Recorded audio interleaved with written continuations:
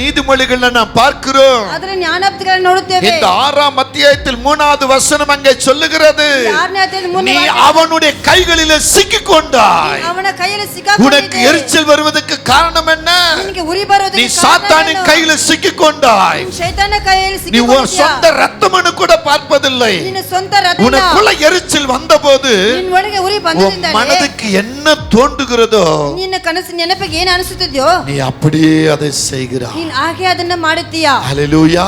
ஹalleluya. இயேசுவாகிய தேவன் ಕರ್ತನಾದ ದೇವರು நம்ம நடுவே இருக்கிறார். ನಮ್ಮ ಮಧ್ಯದಲ್ಲಿ ಇದ್ದಾರೆ. நம்ம மத்தியில இருக்கிறார். ನಮ್ಮ ಮಧ್ಯದಲ್ಲಿ அவர் ಇದ್ದಾರೆ. நம்மை தினமும் கண்காணித்துக் கொண்டே இருக்கிறார். ಅದು ದಿನನಿತ್ಯ ನಮ್ಮ ನೋಡ್ತಾನೆ தினமும் ಇದ್ದಾರೆ. பார்த்து கொண்டே இருக்கிறார். ದಿನನಿತ್ಯ ನಮ್ಮ ನೋಡ್ತಾನೆ ஒவ்வொரு ಇದ್ದಾರೆ. நொடியும் நம்ம கூட இருக்கிறார். ಕ್ಷಣ ಮಾತ್ರ ನಮ್ಮ நீ ಜೊತೆ யார் ಇದ್ದಾರೆ. மீது எரிச்சல் அடைகிறாய்? ನೀನು ಯಾರ ಮೇಲೆ சின்ன ಕೋಪವಾಗಿದ್ದೀಯಾ. எரிச்சல் தான் ಚಿಕ್ಕ ಕೋಪ பெரிய வேதனை கொண்டு வருகிறது. ವೇದನೆ ತೆಗೆದುಕೊಂಡು ಬರುತ್ತದೆ. சின்ன ஒரு எரிச்சல் தான். ಚಿಕ್ಕ ಉರಿನೇ ஹல்லேலூயா.